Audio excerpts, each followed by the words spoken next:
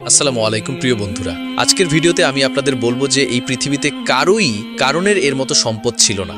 আমি আপনাদের বলবো কিভাবে হযরত মুসা আলাইহিসসালামের চাচাতো ভাই কারণ জাকাত না দেওয়ার কারণে তার সমস্ত সম্পদ সহ মাটির নিচে ডুবে গিয়েছিল। আমি আপনাদের এই বিষয়ে বলবো যা আপনাদের হৃদয় ছুঁয়ে যাবে ইনশাআল্লাহ। তাই ভিডিওটি শেষ পর্যন্ত দেখুন। আপনারা হয়তো জানেন যে মাটির নিচে সোনা, রূপা, হীরা, মূল্যবান পাথর, রুবির খনি আছে এবং সমুদ্রের নিচে অনেক জাই, পান্না, প্রবাল এবং মুক্তা আছে। কিন্তু আপনারা শুনে অবাক হবে যে এগুলো একসময় একক ব্যক্তির সম্পত্তি ছিল। এই পৃথিবীতে কেউ এত ধনী ছিল না এবং কখনো হবেও না। তার সম্পদ কিভাবে ছড়িয়ে পড়েছিল এবং কিভাবে তা মাটির নিচে এবং সমুদ্রের ভেতরে চলে গিয়েছিল, আমি আজ আপনাদের এই আশ্চর্যজনক গল্পটি বলবো। হযরত মুসা আলাইহিস সালামের চাচাতো ভাই এর নাম ছিল কারুন। কারণের ভাগ্য ছিল অনেক উঁচু। পৃথিবীর প্রতিটি কোণে তার গুদাম ছিল। তার নৌকা এবং জাহাজ প্রতিটি নদী এবং সমুদ্রে দলবদ্ধভাবে ভেসে বেড়াত। তিনি পৃথিবীর প্রতিটি বণিকের একমাত্র ঋণদাতা ছিলেন। তিনি প্রতিটি ব্যবসার প্রধান ব্যক্তি ছিলেন। তিনি নিজেই ব্যবসা করতেন এবং প্রতিদিন লক্ষ লক্ষ টাকা উপার্জন করতেন। হযরত মুসা আলাইহিস সালাম তাকে অনেক ভালোবাসতেন। তিনি তাকে ভালোবাসার সাথে কাদা থেকে সোনা তৈরির দক্ষতা শিখিয়েছিলেন। সর্বত্র এত টাকা আসতো যে তা গণনার বাইরে। টাকার বিনিময়ে তিনি হীরা, মূল্যবান পাথর, মুক্তা, রত্ন, চুন, পান্না, জুঁই সংগ্রহ করতেন এবং লক্ষ লক্ষ সিন্দুক ভরে দিতেন। তিনি সেই সিন্দুকের চাবিগুলো একটি শক্ত সিন্দুকের মধ্যে রাখতেন, আর সেই সিন্দুকের চাবিটা তিনি কোমরে দড়ি দিয়ে বেঁধে ঝুলিয়ে রাখতেন। দিন হোক বা রাত, তাকে খুব কমই বাইরে দেখা যেত না। তিনি প্রতিদিন চাবি হাতে নিয়ে গুদামে ঘুরে বেড়াতেন। আপনি হয়তো ভাবছেন যে তিনি নিশ্চয়ই এত টাকা এবং সম্পদের প্রতি খুব বেশি আগ্রহী ছিলেন। তিনি নিশ্চয়ই অনেক খরচ করেছেন, কিন্তু না, তার কোনো শখ বা আরামদায়ক জীবন ছিল না। তার ছিল না একটি ছেঁড়া পুরানো নোংরা পাজামা, উপরে একটি কুর্তা এবং পায়ে একজোড়া জীর্ণ চপ্পল। তিনি মাটিতে ছেঁড়া পুরনো মাদুরের উপর শুয়ে রাত কাটাতেন। দিনের খাবার ছিল কয়েকটি শুকনো রুটি, কিছু খেজুর এবং কিছু জল। কথিত আছে যে কয়েকদিন পর তিনি এটিও খাওয়া বন্ধ করে দিয়েছিলেন। তিনি একটি শুকনো রুটি জলে ডুবিয়ে সেই জল পান করতেন এবং রুটিটি শুকনো রাখতেন। তার আত্মীয় স্বজন এবং বন্ধুরা বলতো, এত সম্পদ থাকা সত্ত্বেও কেন আপনি এত সমস্যার সম্মুখীন হন? আপনি কি অন্তত এক জোড়া জুতা বা একটি সুন্দর পোশাক কিনতে পারেন? কারুন হেসে বলল, বাহ, তোমরা তো দারুণ উপদেশ দিচ্ছ। আমি কি সমুদ্র থেকে টাকা এনেছি যে তোমরা আমাকে ধনী বলে মজা করছো? এবার ভাবো, যদি আমি এই সামান্য টাকা খরচ করি তাহলে বৃদ্ধ বয়সে ক্ষুধার্ত অবস্থায় আমার বাচ্চাদের খাওয়াবে কে? বলো তো, তোমরা আমাকে রাস্তায় ভিক্ষুক বানাবে। তোমরা খুব চালাক হচ্ছ, আমি দেখছি। কারুনের এই কথা শুনে লোকেরা অবাক হয়ে সেখান থেকে চলে যেত। একদিন হযরত মুসা আলাইহিস সালাম কারুনের বাড়িতে পৌঁছে বললেন, কারুন, আল্লাহ তোমাকে এত সম্পদ দিয়েছেন, এর সামান্য অংশ গরিব মিসকিনদের দান করা উচিত।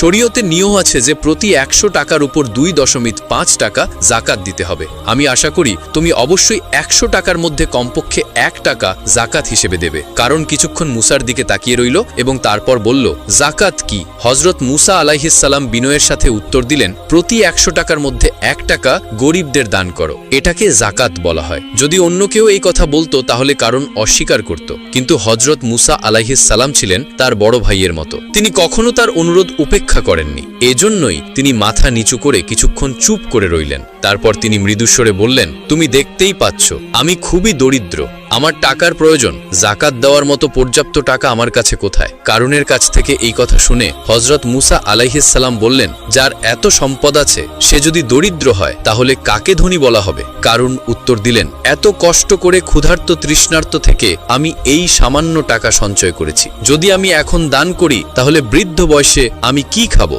ভিক্ষা করা ছাড়া আমার আর কোনো উপায় থাকবে না। ভাই, আমাকে ক্ষমা করুন, আমি জাকাত দিতে পারবো না। হযরত মুসা আলাইহিস সালাম খুব দুঃখিত হলেন। তিনি বললেন, আল্লাহ তোমাকে এত কিছু দিয়েছেন যে তুমি সারা জীবন দান করলেও তোমার সম্পদ কখনো শেষ হবে না। হযরত মুসা আলাইহিস সালামের কাছ থেকে এই কথা শুনে কারুন জোরে হেসে বললেন, কেউ যদি না বুঝে দান করে তাহলে তার রাজ্য উড়ে যায় এবং আমার কাছে মাত্র কয়েকটি খোলস থাকে, ওদের উড়ে যেতে কতক্ষণ লাগবে?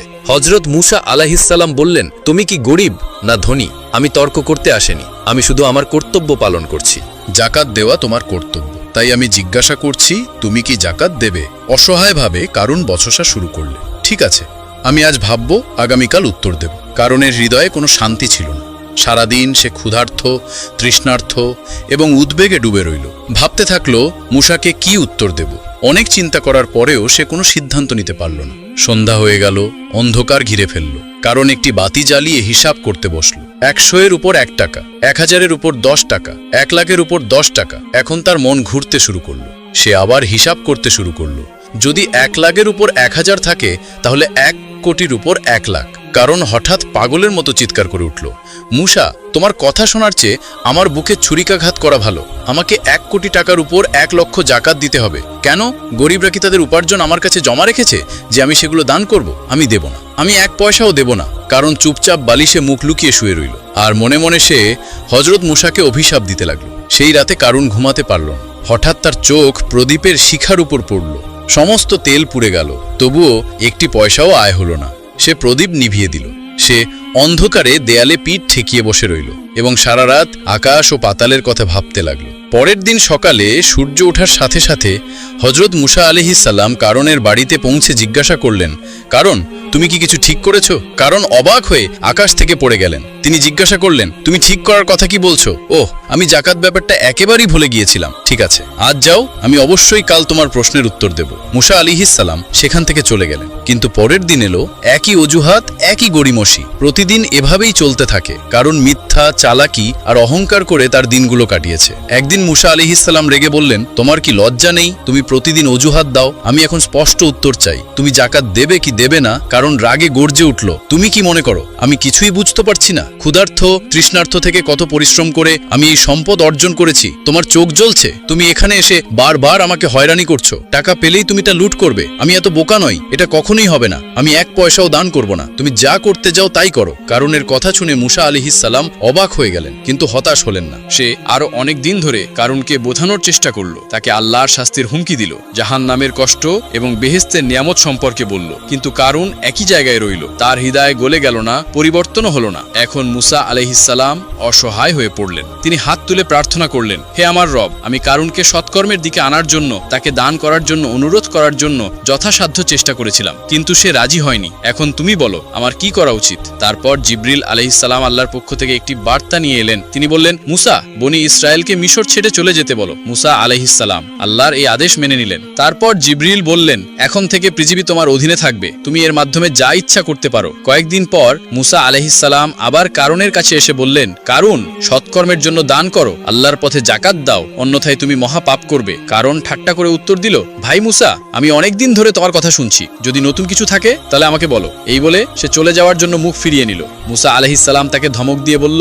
এখনই সাবধান থেকো। কারণ বলল, আমি ইতিমধ্যেই সাবধান। আর এই কথাগুলো মুখ থেকে বের হওয়ার সাথে সাথেই সে কোমর পর্যন্ত মাটিতে লুটিয়ে পড়ল। বিস্ময় আর ভয়ে তার মুখ ফ্যাকাশে হয়ে গেল। সে বলল, বাহ, তুমি কি আশ্চর্য জাদু শিখেছো? তুমি কি টাকা তোলার জন্য এই কৌশলটি খেলছো? তুমি কি আমাকে বাচ্চা মনে করো? এবার সে তার ঘাড় পর্যন্ত মাটিতে লুটিয়ে পড়ল। তারপর সে চিৎকার করে উঠল, মুসা, তুমি কি আমাকে হত্যা করতে চাও? মুসা আলাইহিস সালাম বজ্রধ্বনি করে বললেন, সাবধান, এখনো যদি তুমি আল্লাহর নামে দান করো তাহলে তুমি রক্ষা পেতে পারো। কারণ বলল, আমি সর্বত্র ভিক্ষা করে এবং দান করে বাঁচতে চাই না, আমি এমন জীবন চাই না।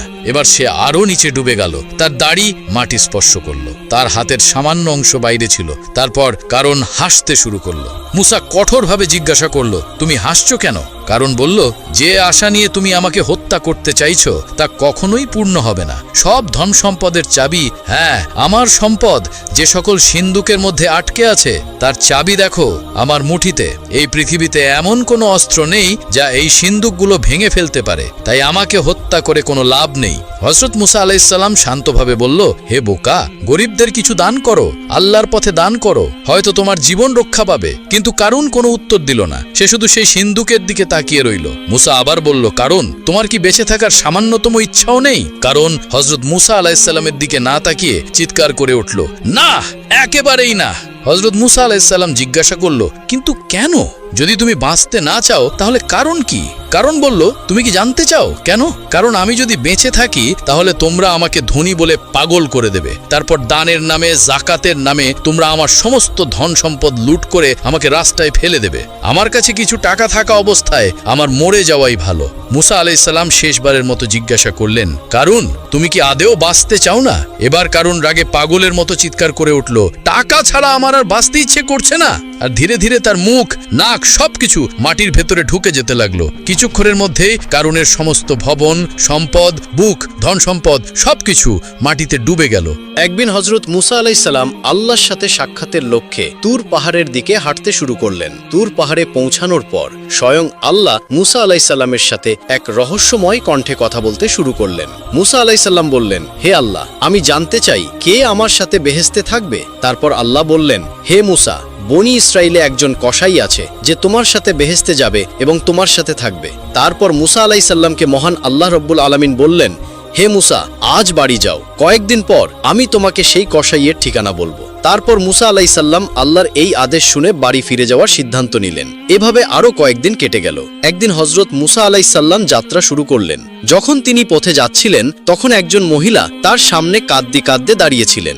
মহিলাটি মুসা আলাইহিস সালামের কাছে এসে বললেন, হে আল্লাহর নবী, আপনি কি তুর পাহাড়ে আল্লাহর সাথে কথা বলতে যাচ্ছেন? তাহলে আমার সম্পর্কে মহান আল্লাহ তাআলাকে জিজ্ঞাসা করবেন, আমার কেন সন্তান হচ্ছে না? আমার বিবাহ বহু বছর হয়ে গেছে, তবু আমি এখনো মা হতে পারিনি কেন? আল্লাহকে জিজ্ঞাসা করবেন, আমি কি কখনো মা হতে পারবো না, নাকি আমার কোনো ভুলের কারণে আল্লাহ তাআলা আমাকে সন্তান দিচ্ছেন না? মুসা আলাইহিস সালাম বললেন, ঠিক আছে, আমি অবশ্যই আল্লাহ পাক রব্বুল আলামিনের কাছে চাইব। তারপর মহিলাটি সেখান থেকে চলে গেল। এবার মহিলার প্রশ্ন শুনে মুসা আলাইহিস সালাম একটু হতবাক হয়ে গেলেন। তাই তিনি অন্য কোথাও ভ্রমণ করার ইচ্ছা করেননি। এবার তিনি আল্লাহ পাক রব্বুল আলামিনের সাথে কথা বলার জন্য তুর পাহাড়ের দিকে রওনা হলেন। তুর পাহাড়ে গিয়ে হযরত মুসা আলাইহিস সালাম আল্লাহকে জিজ্ঞাসা করলেন, হে আল্লাহ, আমি পথে একজন মহিলাকে কাঁদতে দেখলাম। তিনি আমাকে জিজ্ঞাসা করলেন যে আমার বিবাহের অনেক বছর হয়ে গেছে, তবু আমার কোনো সন্তান হয়নি। তখন মহান আল্লাহ পাক রব্বুল আলামিন গায়েবের কণ্ঠে বললেন, হে মুসা, তুমি তাকে বলো যে সন্তান দেওয়া ওই মহিলার ভাগ্যে ছিল না। এ কারণেই এত বছর পরেও তিনি মা হতে পারেননি।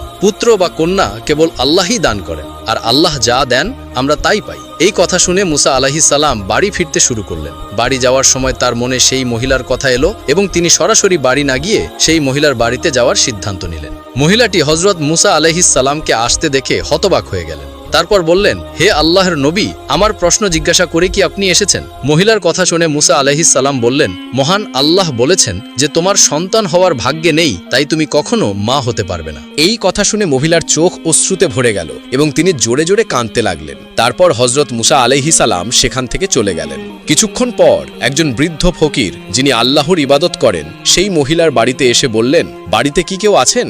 আমি একজন বৃদ্ধ ফকির, আমি অনেক দিন ধরে কিছু খাইনি, আমি খুব ক্ষুধার্ত, দয়া করে আমাকে আল্লাহর নামে কিছু দান করুন, নিশ্চয়ই আল্লাহ তোমার উদ্দেশ্য পূরণ করবেন। মহিলা ফকিরের কথা শুনে তাকে ঘরে আসতে দিলেন। তারপর তাকে 4টি রুটি খেতে দিলেন। তারপর মহিলা বললেন, আপনি আল্লাহর ফকির, আপনি কি আল্লাহর কাছে প্রার্থনা করবেন যেন আমাকে সন্তান দেন? আমার কোনো সন্তান নেই। ফকির রুটির বিনিময়ে আল্লাহর কাছে প্রার্থনা করলেন, হে আল্লাহ, এই মহিলাকে সন্তান দিন। তারপর ফকির সেই ঘর থেকে চলে গেলেন। কয়েক বছর পর হযরত মুসা আলাইহিস সালাম কোথাও ভ্রমণে যাচ্ছিলেন। পথে তিনি সেই মহিলার বাড়ির পাশ দিয়ে যাচ্ছিলেন। তখন তার মনে পড়ল সেই মহিলার কথা। তিনি মহিলার বাড়ির দিকে ফিরে দেখলেন যে সেখানে মহিলাটি একটি ছোট শিশুর সাথে আনন্দের সাথে খেলছে। মহিলাটি হযরত মুসা আলাইহিস সালামকে দেখে বেরিয়ে এসে বললেন, হে আল্লাহর নবী, আপনি বলেছিলেন যে আমার ভাগ্যে কোনো সন্তান নেই, কিন্তু আল্লাহ আমাকে একটি সন্তান দিয়েছেন।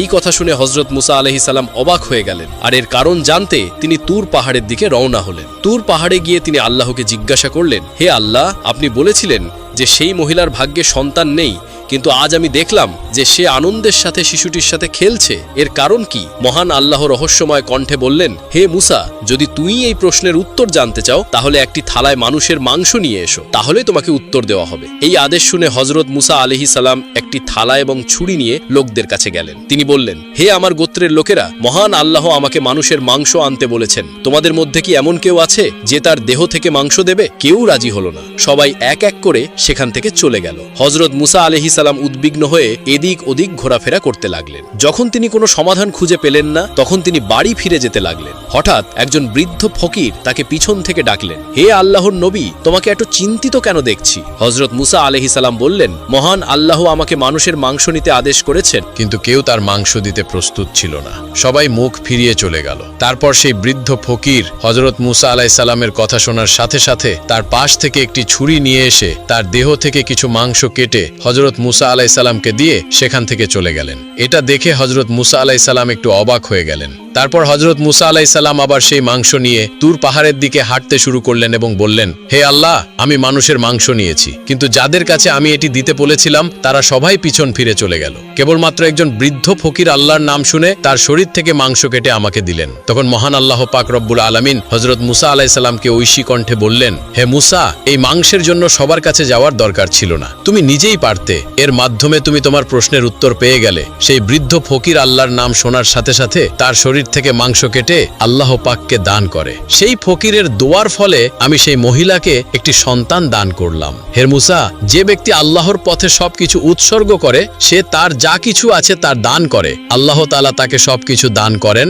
অথবা তার লিখিত ভাগ্য পরিবর্তন করে দেন। এই উত্তর শোনার পর হযরত মুসা আলাইহিস সালাম আল্লাহ পাক রব্বুল আলামিনের নির্দেশে বাড়ি ফিরে আসেন। তারপর কিছুদিন কেটে যায়। একদিন হযরত মুসা আলাইহিস সালামের মনে আসে যে আল্লাহ পাক রব্বুল আলামিন বলেছেন যে কসাই তার সাথে বেহেশতে থাকবে। এই প্রশ্নের উত্তর জানতে হযরত মুসা আলাইহিস সালাম আবার তুর পাহাড়ের দিকে রওনা হন। তুর পাহাড়ে পৌঁছানোর পর হযরত মুসা আলাইহিস সালাম বলেন, হে আল্লাহ পাক রব্বুল আলামিন, আপনি বলেছিলেন যে কসাই আমার সাথে বেহেশতে থাকবে। আমি জানতে চাই সেই কসাই কোন কাজ করে যার ফলে সে আমার সাথে বেহেশতে থাকবে। তারপর মহান আল্লাহ তাআলা রহস্যময় কণ্ঠে সেই কসাইয়ের অবস্থান জানান। এর পরের দিন হযরত মুসা আলাইহিস সালাম সেই কসাইয়ের মাংসের দোকানটি খুঁজে বের করলেন এবং কিছুক্ষণ পর হযরত মুসা আলাইহিস সালাম দেখলেন যে কসাইটি মাংসের টুকরো নিয়ে তার বাড়ির দিকে হেঁটে যাচ্ছে। হযরত মুসা আলাইহিস সালামও কসাইয়ের পিছু পিছু হাঁটতে লাগলেন। কিছুক্ষণ পর সেই কসাই তার বাড়িতে পৌঁছে গেল। হযরত মুসা আলাইহিস সালাম দূর থেকে সেই ঘরটি দেখছিলেন, কিন্তু সেদিনের জন্য তিনি সেখান থেকে ফিরে এলেন। পরের দিন হযরত মুসা আলাইহিস সালাম আবার সেই কসাইয়ের বাড়িতে গেলেন এবং বললেন, বাড়িতে কি কেউ আছে?